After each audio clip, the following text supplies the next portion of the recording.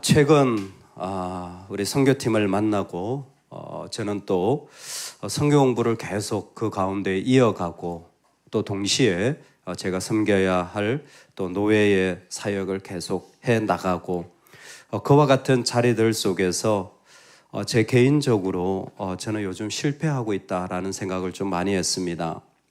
왜 그러냐면 참 많은 어려움과 그 가운데 아픔이 또 때로는 반대가 때로는 그 가운데 원하지 않음들이 있음에도 불구하고 그와 같은 일들을 섬기려 할 때에 제 마음이 참 불편하더라고요.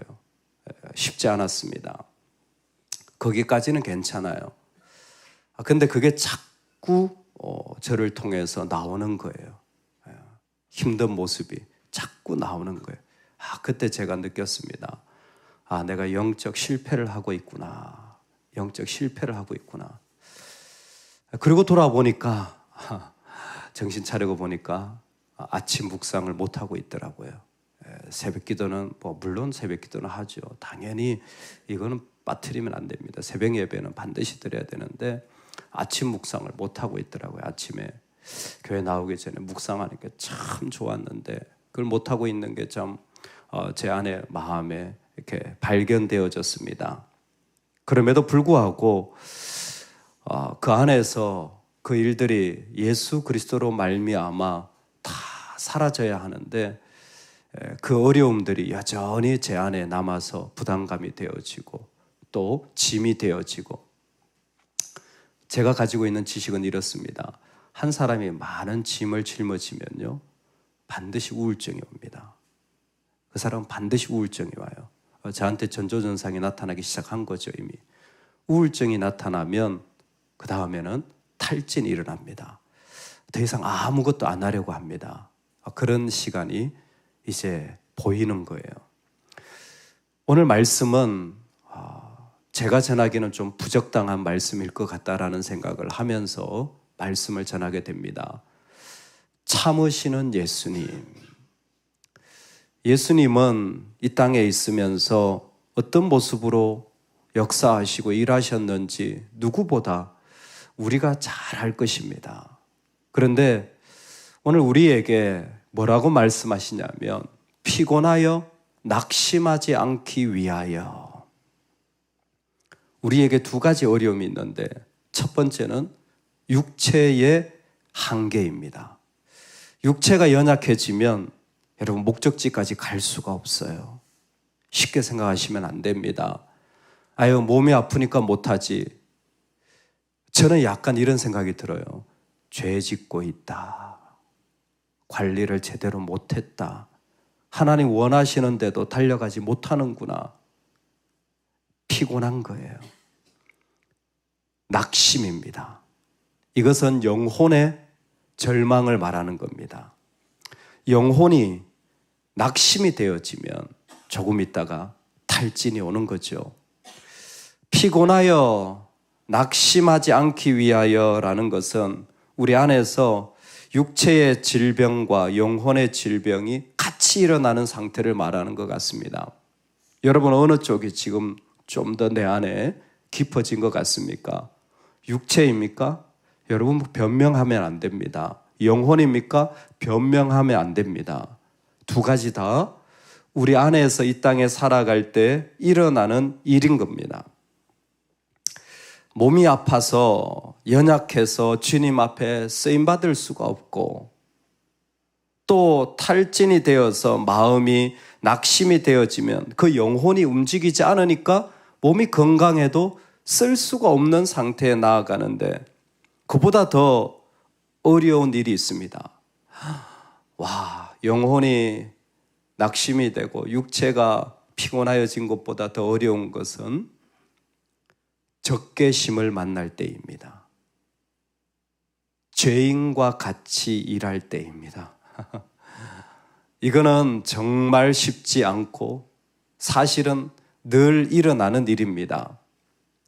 죄인을 만나면 적개심을 만나게 됩니다.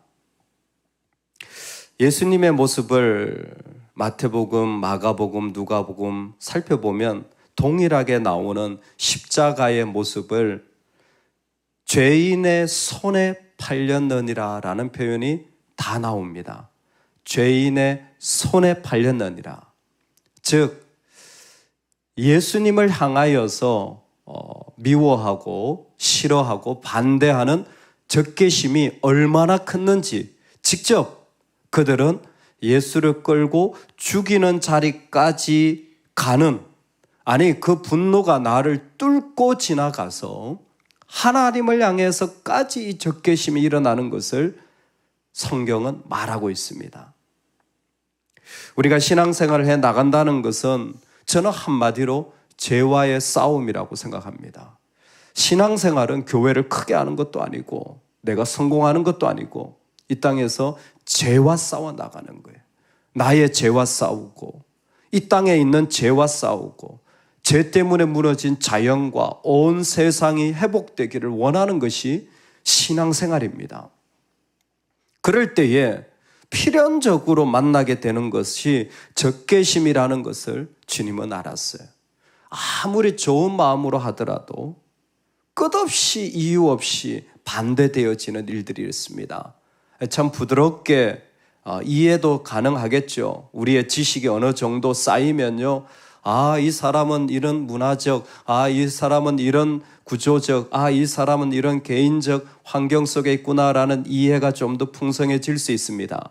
그럼에도 불구하고 죄인에게서는 끊임없이 하나님에 대한 반대, 하나님 일에 대한 반대가 다양한 모양으로 일어나는 것이 현실이고 우리도 그 사실을 경험하고 있는데, 그것은 나를 반대할 뿐만 아니라 내 신앙 자체를 반대하고 하나님에게까지 이르른다라는 사실입니다. 육신에 속한 생각은 죽음입니다. 그러나 성령에 속한 생각은 생명과 평화입니다. 육신에 속한 생각은 하나님께 붙는 적대감입니다. 그것은 하나님의 법을 따르지 않으며 또 복종할 수도 없습니다. 육신에 매인 사람은 하나님을 기쁘게 해드릴 수 없습니다. 로마서 8장을 번역한 말씀은 육신에 속한 자는 적대감, 적개심이 그 안에 그대로 있다라는 것입니다. 누구입니까?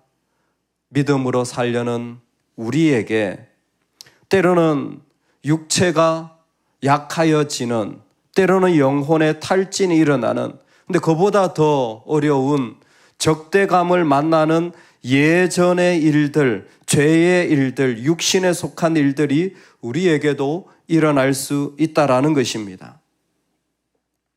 그럴 때 오늘 말씀은 이렇게 말합니다. 너희가 피곤하여 낙심하지 않기 위하여 죄인들이 이같이 적대적으로 대한 그 모든 일에 대하여 자기에게 거역한 일을 참으신 일을 생각하라. 여러분, 그때는요, 예수님을 생각하셔야 돼요. 내 마음에 막 적대감이 일어나고 분노가 일어난다면 여러분, 그때는요, 그 사람 생각하면 큰일 납니다. 예수님을 생각하셔야 돼요. 오늘 말씀 그대로예요. 예수님을 생각해야 될 부르심입니다. 우리는 어떤 일들 속에서 섬기다가 더 많은 적대감을 경험하게 될 겁니다. 그러면 나는 그냥 안 하면 됩니다. 안 믿는 사람이에요. 아무것도 안 하면 적대감을 하나도 경험하지 않습니다. 그건 안 믿는 사람이에요. 믿는 사람은 그렇게 살 수 없어요. 왜요? 주님의 부르심이 있기 때문에. 그런데 그럼 이 적대감을 어떻게 하느냐? 이 피곤함과 이 낙심을 어떻게 하느냐? 묻는다면 예수님을 생각하는 거예요. 어느 때보다 더 예수님께 집중하시고 예수님을 묵상하고 예수님이 내 안에 계시기를 주의 이름으로 축원합니다. 누가복음 23장 아무 말도 대답하지 아니하시니 예수를 업심여기며 희롱하고 빛난 옷을 입혀 빌라도에게 도로 보내니 헤롯과 빌라도가 전에는 원수였으나 당일에 서로 친구가 되니라. 마태복음 26장 예수께서 침묵하시거늘 이에 예수의 얼굴에 침뱉으며 주먹으로 치고 어떤 사람은 손바닥을 때리며 이르되 그리스도야 우리에게 선지자 노릇을 하라 너를 친 자가 누구냐 하더라. 마태복음 27장 한마디도 대답하지 아니하시니 이에 바라바는 그들에게 놓아주고 예수는 채찍질하고 십자가에 못 박으소서. 예수님을 묵상하시기 바랍니다. 십자가에 당하시며 채찍질을 당하시고 침뱉음을 당하고 손바닥으로 때림을 맞으며 심지어 그 못이 박히는 그 자리까지 우리 예수님은 그 고난을 다 참으셨습니다. 한마디도 대답하지 않았다라는 말씀이 공교롭게도 모든 성경에 다 나와 있어요. 예수님은 그 일에 한마디도 하지 않으셨어요. 하나도 그것과 대항하지 않으신 것입니다. 오늘 우리에게 필요한 것은 예수님의 이 모습이 아닐까 생각합니다. 여러분, 오늘 우리가 살아가는 일들에 한마디도 하시지 않은 예수님의 모습이 우리에게 이루어지기를 주의 이름으로 축원합니다. 예수님도 그렇게 고난을 받으셨는데, 예수님이 그렇게 당하셨는데, 주님의 이 인도하신 가운데 우리가 있다면 이것은 하나님이 우리를 단련하시는 때인 것이 분명합니다. 그래서 오늘 말씀에 보면 이와 같이 말합니다. 또 아들들에게 권하는 것이 너에게 권면하신 말씀도 잊었도다 일렀으되 잠언 3장이거든요. 내 아들아 주의 징계하심을 경히 여기지 말며 그에게 꾸지람을 받을 때에 낙심하지 마라. 아멘. 우리가 하나님의 자녀로 피곤하고 낙담이 되고 심지어 심한 반대와 적개심을 느낄 때에 그걸 뭐라고 말씀하시냐면 이거 너를 단련하는 거야. 너를 단련하는 거야.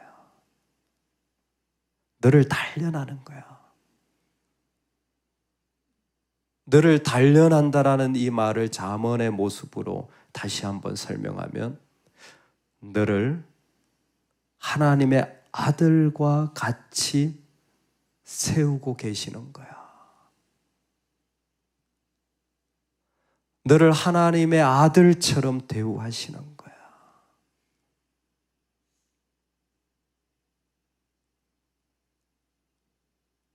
군대에서 처음 신병이 들어가면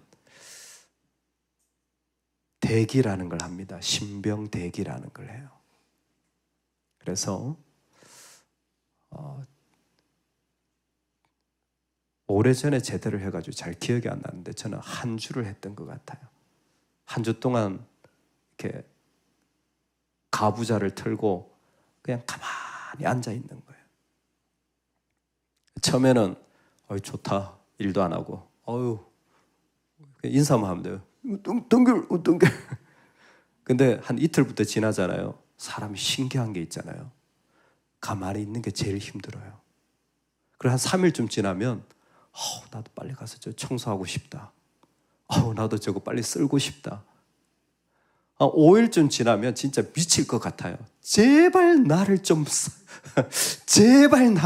뭐 좀 시켜주세요. 그때 느꼈어요. 야, 아무것도 못하는 게 진짜 버림받은 거구나. 이게 보통 일이 아니에요. 그 일을 왜 누가 만들었는지 저는 잘 모르겠지만 여러분 꼭 이 말씀을 볼 때 그거 같아요. 우리를 단련도 안 시키고 그냥 가만히 두면 그건 버림받은 거예요. 그건 사생자예요. 근데 하나님의 자녀는 좀 어렵고 힘들지만 하나님 뭐예요? 네가 나의 아들과 나의 아들 예수 그리스도를 통해 구원받은 나의 자녀야 라고 계속 우리를 만들어 가시고 또 만들어 가시는 거예요. 그 일들을 통하여서 우리는 더 주님의 모습을 닮아가는 하나님의 귀한 자녀로 세워지는 것입니다. 여러분 오늘 우리가 어려움을 당할 때에 꼭 예수님을 생각하시기 바랍니다. 그래서 두 가지 지혜가 필요해요. 먼저 이런 반대와 어려움이 많을 때요, 그거 무시하지 마세요. 무시하지 마세요. 그냥 무시하면 뭐도 못하냐면 내가 거기서 깨달아야 할 영적인 교훈도 잊어버립니다. 그래서 함부로 그냥 무시하지 마세요. 분명히 죄와 싸울 때는 하나님의 메시지가 있어요.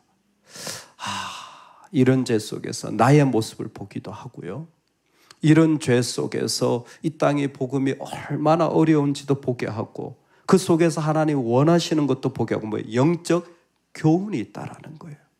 그러니까 나는 피곤하고 낙심이 됐는데 만사가 귀찮다. 여러분, 이건 정말 좋지 않은 미련한 방법입니다. 하나님의 단련을 받을 때는요, 그 속에 하나님의 메시지가 있어요.